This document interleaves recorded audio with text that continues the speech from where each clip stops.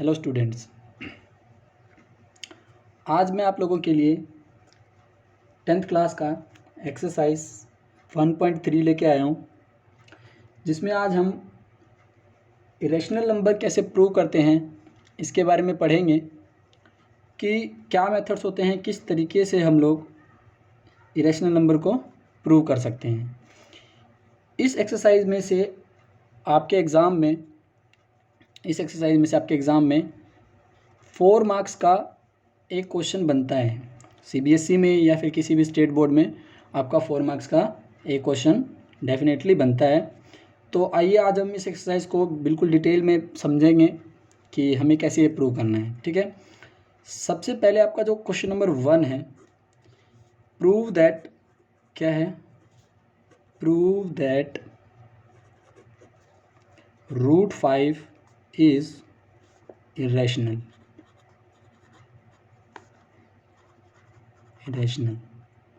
ठीक है, हमें क्या प्रूव करना है, √5 जो है वो क्या है, इरेशनल है। कैसे प्रूव करेंगे इसे, चलिए देखते हैं। सबसे पहले हमें क्या करना है, लेट करना है, लेट अस एज्यूम, हमें क्या लिखना है, let us assume to the contrary that, let us assume to the contrary that √5 is rational number। हमें क्या लेट करना है स्टूडेंट्स कि √5 जो है वो क्या है, एक रैशनल नंबर है। लास्ट की एक्सरसाइज में एंड पिछले क्लासेस में हमने पढ़ा है कि जो रैशनल नंबर होता है वो हमारा वो p/q की फॉर्म में होता है। तो हम इसे लिख रहे हैं कि अगर √5 को हमने रैशनल लेट किया है तो ये हमारा किसकी फॉर्म में होगा, a/b की फॉर्म में होगा, जहाँ पे आपका a and b are coprime, क्या होगा, a और b क्या होगा आपका coprime, and b is not equal to क्या होगा, 0। a और b क्या होगा आपका को प्राइम होगा और b is not equal to क्या होगा, 0 होगा। ओके, चलिए इसके बाद हमें क्या करना है, हमने कर लिया a and b are coprime and b is not equal to 0। उसके बाद हमें स्क्वेयरिंग ऑन बोथ साइड करना है, स्क्वेयरिंग ऑन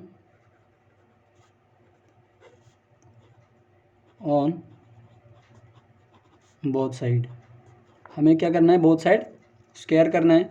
स्क्वायर करेंगे तो हमारे पास क्या आएगा, that is √5 is equal to a/b squaring on both side square करने के बाद देखिए हमारे पास यहाँ आएगा 5 is equal to a²/b², cross multiply कर देंगे, 5b² is equal to a² and b² is equal to क्या हो जाएगा आपके पास, a²/5। अब हमें लिखना है 5 divides a², so that then 5 divide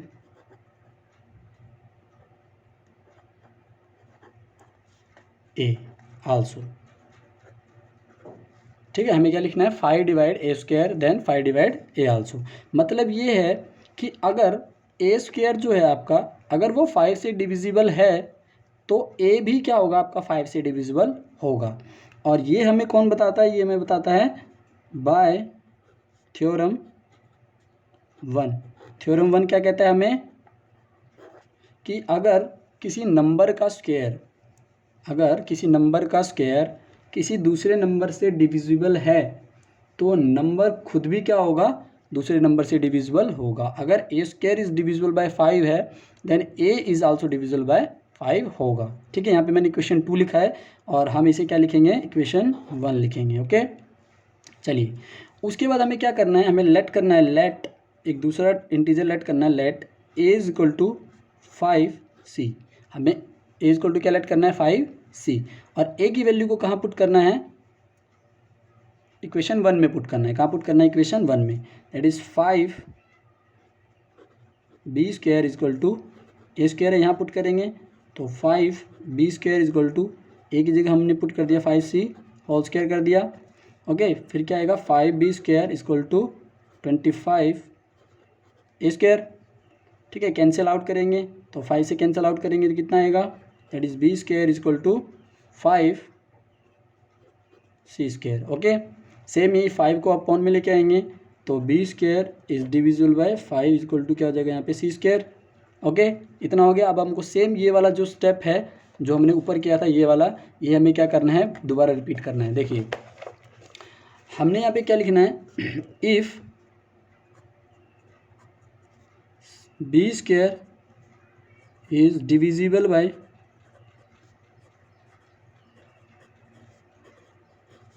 5 then b is also divisible by 5। अगर b स्क्वायर 5 से डिविजिबल है तो b भी क्या होगा, 5 से डिविजिबल होगा। ठीक है, b भी क्या होगा, 5 से डिविजिबल होगा। इसे हम क्या लिखेंगे, इसे हम लिखेंगे इक्वेशन 3। ओके, चलिए तो उसके बाद हम लिखेंगे from equation 2 and 3। Equation 2 and 3 से क्या होगा, हमें क्या लिखना है, फ्रॉम इक्वेशन 2 एंड 3। ठीक है, 5 divides a as well as b आल्सो। ठीक है, 5 जो है वो हमारा a और b दोनों को क्या कर रहा है, डिवाइड कर रहा है। ठीक है, अब देखिए ये 5 अगर a और b दोनों को डिवाइड कर रहा है और हमने यहाँ पे क्या लिखा था कि a एंड b जो है वो क्या है, कोप्राइम नंबर है। ठीक है, एंड कोप्राइम नंबर क्या होते हैं, जिनका 1 के अलावा कोई और फैक्टर नहीं होता है। जिनका 1 के अलावा कोई और फैक्टर नहीं होता है उसको हम क्या कहते हैं, कोप्राइम नंबर बोलते हैं। ठीक है, और हमने यहाँ पे क्या कर दिया, a और b का 1 के अलावा 5 भी क्या कर दिया, एक कॉमन फैक्टर प्रूव कर दिया। ठीक है, उसके बाद हमें क्या लिखना है, जो हमारा हमने जो स्टार्टिंग में जो लेट किया था कि लेट √5 जो क्या है वो एक रैशनल नंबर है, और रैशनल नंबर होगा तो वो a बाई बी की फॉर्म में होगा, और a और b का कोई भी 1 के अलावा कोई और फैक्टर नहीं होगा। बट हमारा क्या हो गया यहाँ पे 5 एक कॉमन फैक्टर आ गया है। ठीक है, तो इसके लिए हम क्या लिखेंगे, दिस कॉन्ट्राडिक्शन, हम क्या लिखेंगे, दिस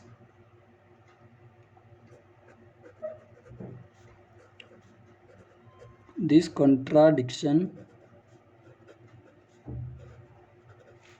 is arisen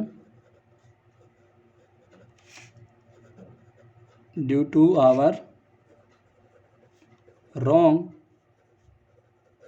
assumption। ये कॉन्ट्राडिक्शन हमें क्यों आया है, हमारे रॉन्ग assumption की वजह से। ठीक है, फिर हम क्या लिखेंगे, सो we conclude that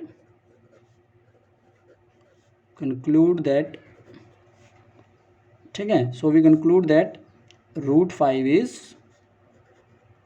irrational number. हमने स्टार्टिंग में क्या किया, √5 को लेट कर लिया, √5 क्या है, रैशनल नंबर है, लेकिन हमने उसे क्या कर दिया, ये प्रूव कर दिया कि उसका 1 के अलावा, मतलब a बाई बी का जो है 1 के अलावा 5 भी क्या है, कॉमन फैक्टर है, जिसकी वजह से क्या है, हमारा जो कॉन्ट्राडिक्शन है वो क्या हो रहा है, गलत हो रहा है। ठीक है, हमारा जो कॉन्ट्राडिक्शन था वो क्यों आ रहा है, हमारे रॉन्ग assumption की वजह से आ रहा है, इसीलिए √5 क्या है, एक इरेशनल नंबर है। ओके, समझ में आ गया। चलिए नेक्स्ट क्वेश्चन की तरफ चलते हैं, जो आपका क्वेश्चन नंबर 2 है। आपका यहाँ पे क्या है, क्वेश्चन नंबर 2 है। क्वेश्चन नंबर 2 में आपका क्या है, प्रूव दैट, आपको अब सेम स्टेप क्या करने हैं, फॉलो करने हैं। ठीक है, बाकी सारे जो क्वेश्चंस होते हैं इसके वो एक ही जैसे हैं, आपने एक समझ लिया इसमें लिखना क्या होता है, रिटर्न में क्या देना होता है, बाकी लगभग सब में क्या होता है, सेम ही होता है, बस थोड़ा सा क्या होता है, नंबर्स का इधर उधर होता है। ठीक है, देखिए हमें क्या प्रूव करना है, प्रूव दैट 3 + 2√5 क्या है, इरेशनल नंबर है। कैसे प्रूव करेंगे, हम सेम लेट करेंगे, लेट हम क्या लिखेंगे, let us assume to the contrary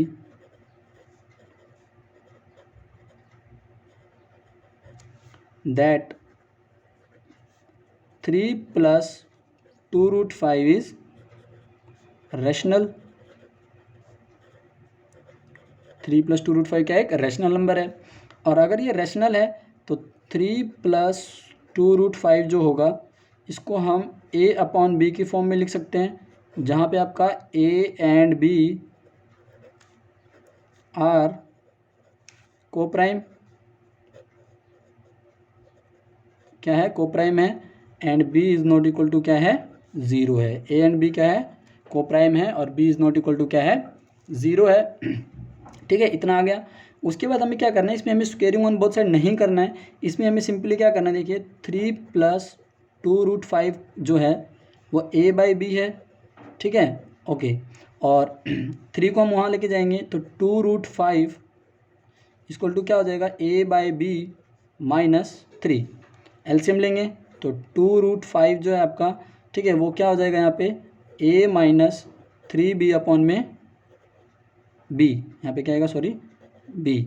and next step क्या होगा हमारे पास? √5 इक्वल टू a -3b/b है। हम 2 जो है हम उसको इक्वल टू की साइड लेके जाएंगे तो कितना आ जाएगा? डिवाइड बाय 2b हो जाएगा ये। ठीक है, इतना हो गया हमारे पास। अब देखिए, अब हमें इसके अंदर क्या लिखना है, इस क्वेश्चन में हमें क्या लिखना है वो हम समझते हैं। सिंस, हमें क्या लिखना है? Since a and b are integer, A और बी क्या है? इंटीजर है। And b is not equal to क्या है? 0 है। a एंड b क्या है? इंटीजर है और b is not equal to क्या है? 0 है। सो दैट a -3b/में 2b जो है इज रैशनल नंबर। ये क्या है हमारा? रैशनल होगा। क्यों होगा? क्योंकि a और b क्या है? इंटीजर है। और कोई भी नंबर अगर p/q की फॉर्म में लिखा जा रहा है, ठीक है, फॉर एनी इंटीजर, तो वो क्या होगा? रैशनल होगा। ठीक है, लेकिन as we know that √5 is irrational. अभी जो हमने लास्ट क्वेश्चन में प्रूव किया है, √5 इज इरेशनल नंबर। ठीक है, सो दिस कॉन्ट्राडिक्शन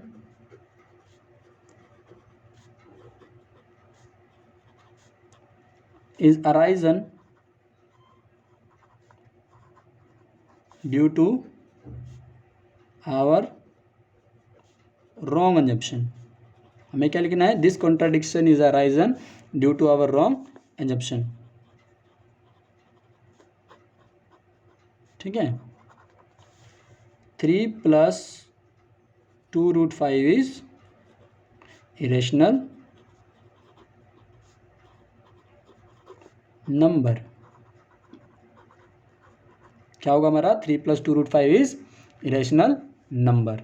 ओके, इस तरीके से हमें क्या करना है? इसे सॉल्व करना है। देखिए, मेथड्स जितने भी स्टेप थे वही लास्ट क्वेश्चन वाले ही हमने क्या किया है? स्टेप फॉलो किए हैं। इस तरीके से हमें क्या करना है? किसी भी नंबर को √5 को, मतलब √5 है, √3 है, √2 है, √7, √11, √13, कोई भी नंबर है, ठीक है, इवन इस तरीके का भी है 3+2√5, उसको भी क्या करना है? इरेशनल प्रूव करना है। ओके, चलिए थर्ड क्वेश्चन की तरफ चलते हैं। क्वेश्चन नंबर 3, इसमें आपके पास 2 पार्ट हैं। फर्स्ट जो है आपके पास दैट इज 1/, में √2 जो है इरेशनल प्रूव करना है, और सेकंड में क्या है आपका 7√5 को भी क्या करना है? इरेशनल प्रूव करना है। 2 क्वेश्चन है, 1/√2 और 7√5 को इरेशनल प्रूव करना है। ठीक है, हम इसका फर्स्ट कर रहे हैं, फर्स्ट। ठीक है, इसमें हमको क्या करना है? सेम वही करना है, हमें लिखना है let us assume to the contrary that. देखिए, सब में सेम स्टेप ही फॉलो हो रहा है, कोई भी टेंशन लेने की ज़रूरत नहीं है। क्या हमें किस क्वेश्चन में क्या लिखना है, लगभग सब में क्या है? सेम स्टेप फॉलो हो रहे हैं। बस कुछ ही चीज़ों का क्या हो रहा है? इधर उधर हो रहा है, जो आपको समझना है इसमें। ठीक है, is a rational number, rational number.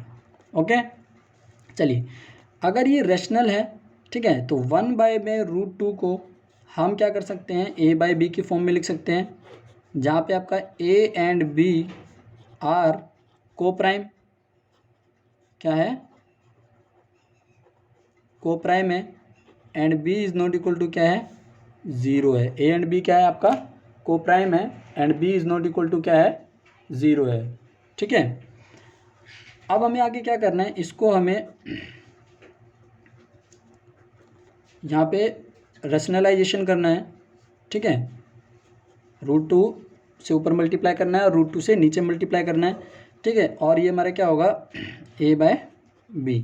अब देखिए हमारे पास यहाँ पे क्या आया, दैट इज √2 अपॉन में √2 इंटू √2 कितना होता है आपका, 2। √2 इंटू √2 होता है आपके पास √4, एंड √4 किसके बराबर होता है आपका, √2 के बराबर होता है। तो √2 आया, इक्वल टू क्या हो जाएगा, a अपॉन में b हो गया। ठीक है। ये हो गया आपके पास, 2 को हम वहाँ मल्टीप्लाई कर देंगे, √2 इक्वल टू हमारे पास हो जाएगा 2a अपॉन में b। ओके। अब हमें सेम वही चीज़ लिखने जो हमने ऊपर वाले क्वेश्चन में लिखा था, सिंस, क्या लिखना है, since a and b are integer, क्या लिखना है, a and b are integer. ठीक है। And b is not equal to 0।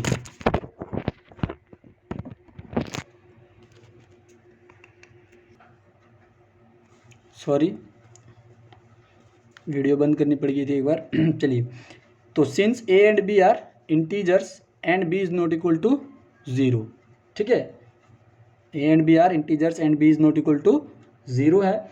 उसके बाद हमें क्या लिखना है कि हमारा जो एज वी नो दैट, हमें क्या लिखना है, as we know that, as we know that, ठीक है, √2 इज इरेशनल, इरेशनल। ठीक है। उसके बाद क्या लिखना है, this contradiction, same, this contradiction is arisen due to wrong assumption।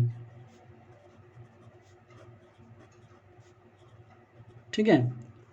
so we conclude that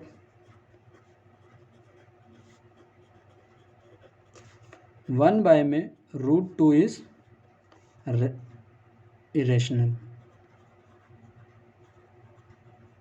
क्या किया हमने यहाँ पे, देखिए हमने पहले से रैशनलाइज किया, √2 से ऊपर मल्टीप्लाई कर दिया, √2 से नीचे कर दिया। उसके बाद हमने क्या किया, यहाँ पे 2 को वहाँ मल्टीप्लाई कर दिया के पास, तो ये हो गया हमारे पास 2a अपॉन में b हो गया, √2 इक्वल टू 2a अपॉन में b हो गया। हमने बाद उसके बाद लिखा, since a and b are integers, a और b क्या है, इंटीजर है, and b is not equal to 0 है।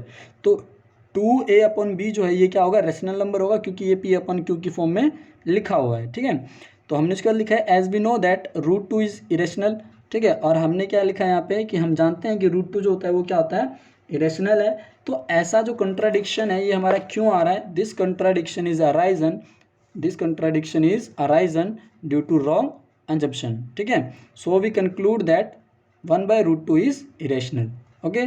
उसके बाद जो आपका जो इसका जो सेकंड पार्ट है, ठीक है, सेकंड पार्ट जो है 7√5, ये आप खुद से ट्राई कीजिएगा कि इसे हम कैसे प्रूव करेंगे। ठीक है। और जिसे ये क्वेश्चन नहीं आएगा, ठीक है, वो क्या करेगा, मुझे कमेंट सेक्शन में बताएगा कि सर ये हमें नहीं आया, फिर मैं आपको ये क्या है क्वेश्चन सॉल्व करके बताऊंगा। ओके। तब तक के लिए थैंक यू। और जिन्होंने मेरे चैनल सब्सक्राइब नहीं किया है या फिर जो मेरे चैनल पे अभी नए हैं, प्लीज़ मेरे चैनल को सब्सक्राइब कर लीजिए, ताकि आपको फ्यूचर की वीडियोज़ जो हैं वो सबसे पहले मिल जाएँ। ओके। लॉकडाउन में आप लोग घर से बाहर नहीं निकलिए, आप ऑनलाइन स्टडी ही करते रहिए। थैंक्स।